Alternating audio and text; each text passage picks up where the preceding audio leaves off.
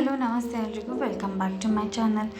ಹುರುಳಿಕಾಳನ್ನ ನೆನೆಸ್ತಾರೆ ಆಮೇಲೆ ಕುದಿಸ್ತಾನೆ ಈಸಿಯಾಗಿ ಸಿಂಪಲ್ಲಾಗಿ ಯಾವ ರೀತಿ ಸಾಂಬಾರನ್ನ ಮಾಡ್ಕೊಳ್ಳೋದು ಅಂತ ನಾನು ಇವತ್ತು ಶೇರ್ ಮಾಡತ್ತೀನಿ. ಇದನ್ನು ಭಾಳ ಈಸಿ ಆ್ಯಂಡ್ ಸಿಂಪಲ್ಲಾಗಿ ಮಾಡ್ಕೋಬೋದು.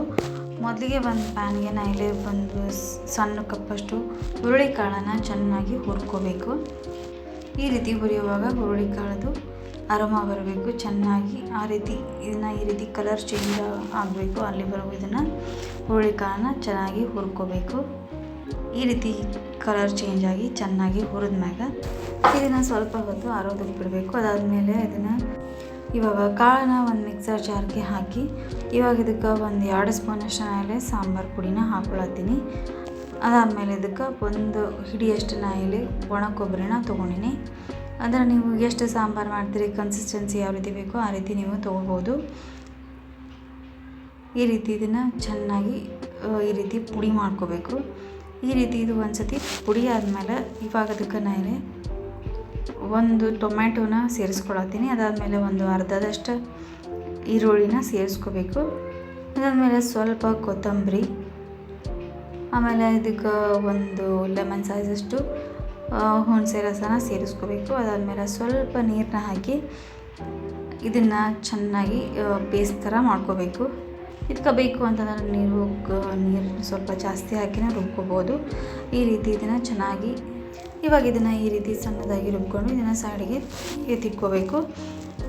ಇವಾಗ ಒಂದು ಬಾಣಲೆ ಒಳಗೆ ಒಂದು 3-4 ಸ್ಪೂನಷ್ಟು ಆಯಿಲ್ನ ಹಾಕೋಬೇಕು. ಒಗ್ಗರಣೆಗೆ ಆಯಿಲು ಕಾದ ನಂತರ ಇದಕ್ಕೆ ಸ್ವಲ್ಪ ಸಾಸಿವೆ, ಸ್ವಲ್ಪ ಜೀರಿಗೆ, ಆಮೇಲೆ ಜಜ್ಜಿಟ್ಕೊಂಡಿರುವಂಥ ಬೆಳ್ಳುಳ್ಳಿ ಒಂದು 8-10 ಹೆಸರಷ್ಟು ಬೆಳ್ಳುಳ್ಳಿ, ಅದಾದಮೇಲೆ ಸ್ವಲ್ಪ ಕರಿಬೇವು, ಅದಾದಮೇಲೆ ಹೆಚ್ಚಿಟ್ಕೊಂಡಿರುವಂಥ ಒಂದು ಅರ್ಧದಷ್ಟು ಈರುಳ್ಳಿ, ಆಮೇಲೆ 1-2 ಕೆಂಪು ಮೆಣಸಿನ್ಕಾಯಿ, 1-2 ಹಸಿರು ಮೆಣಸಿನ್ಕಾಯಿ ಇದನ್ನು ಹಾಕಿ ಸ್ವಲ್ಪ ಇದನ್ನು ಫ್ರೈ ಮಾಡ್ಕೋಬೇಕು. ಈ ರೀತಿ ಸ್ವಲ್ಪ ಈರುಳ್ಳಿನ ಫ್ರೈ ಮಾಡ್ಕೊಂಡಾಗ ಇವಾಗ ಇದಕ್ಕೆ ಕಟ್ ಮಾಡಿ ಇಟ್ಕೊಂಡಿರುವಂಥ ಒಂದು ಟೊಮ್ಯಾಟೋನ ಸೇರಿಸ್ಕೋಬೇಕು. ಈ ರೀತಿ ಟೊಮ್ಯಾಟೊ ಸೇರಿಸ್ಕೊಂಡು ಟೊಮ್ಯಾಟೋನ ಒಂದು ಸ್ವಲ್ಪ ಫ್ರೈ ಮಾಡಿಕೊಂಡು ಇವಾಗ ಇದಕ್ಕೆ ಸ್ವಲ್ಪ ಅರಿಶಿನ ಪುಡಿ, ಅದಾದಮೇಲೆ ಸ್ವಲ್ಪ ಇದಕ್ಕೆ ಖಾರದ ಪುಡಿನ ಸೇರಿಸ್ಕೊಂಡು ಇದಕ್ಕೆ ಸ್ವಲ್ಪ ನೀರನ್ನ ಹಾಕಿ ಇದನ್ನು ಬೇಯಿಸ್ಕೊಳ್ಳೋದಕ್ಕೆ ಇಟ್ಕೋಬೇಕು.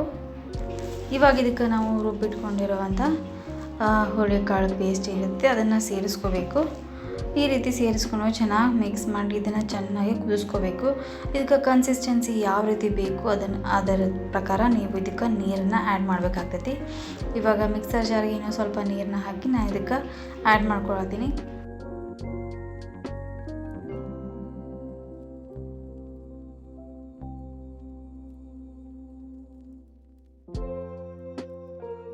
ಈ ರೀತಿ ನೀರನ್ನ ಹಾಕಿ ಒಂದು ಸತಿ ಚೆನ್ನಾಗಿ ಮಿಕ್ಸ್ ಮಾಡಿ ಇದನ್ನು ನಾವು ಚೆನ್ನಾಗಿ ಕುದಿಸ್ಕೋಬೇಕು.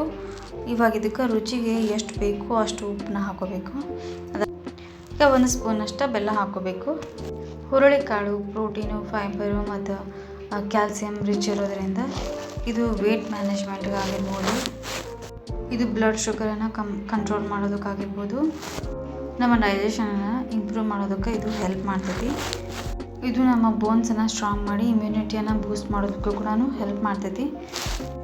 ಯಾರಿಗೆಲ್ಲ ಕಿಡ್ನಿ ಸ್ಟೋನ್ ಪ್ರಾಬ್ಲಮ್ ಇರ್ತೈತಿ ಅಂಥವರಿಗೂ ಕೂಡ ಇದು ಬೆಸ್ಟಾಗಿ ವರ್ಕ್ ಆಗ್ತೈತಿ. ಸೊ ಇದನ್ನು ನಾವು ಎವ್ರಿಡೇ ಯೂಸ್ ಮಾಡೋದ್ರಿಂದ ಹೆಲ್ತ್ ಬೆನಿಫಿಟ್ಸು ಜಾಸ್ತಿನೇ ಇರ್ತೈತಿ. ನೀವು ಒಂದ್ಸತಿ ಇದನ್ನು ರೆಸಿಪಿನ ನಾವು ಟ್ರೈ ಮಾಡಿರಿ.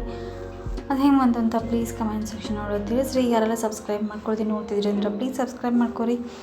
ಸ್ವಲ್ಪನಾದರೂ ಈ ವಿಡಿಯೋ ನಿಮಗೆ ಇಷ್ಟ ಆಗಿತ್ತು ಅಂದರೆ ಪ್ಲೀಸ್ ಒಂದು ಲೈಕ್ ಮಾಡಿರಿ. ನಿಮ್ಮ ಫ್ರೆಂಡ್ಸ್ ಆ್ಯಂಡ್ ಫ್ಯಾಮಿಲಿಗೂ ಕೂಡ ಈ ವಿಡಿಯೋನ ಶೇರ್ ಮಾಡಿರಿ. ಯಾರೆಲ್ಲ ಸಬ್ಸ್ಕ್ರೈಬ್ ಮಾಡ್ಕೊಳ್ಳೋದು ನೋಡ್ತಿದ್ರಿ ಅಂದರೆ ಪ್ಲೀಸ್ ಸಬ್ಸ್ಕ್ರೈಬ್ ಮಾಡ್ಕೊರಿ. Thanks for watching and keep watching.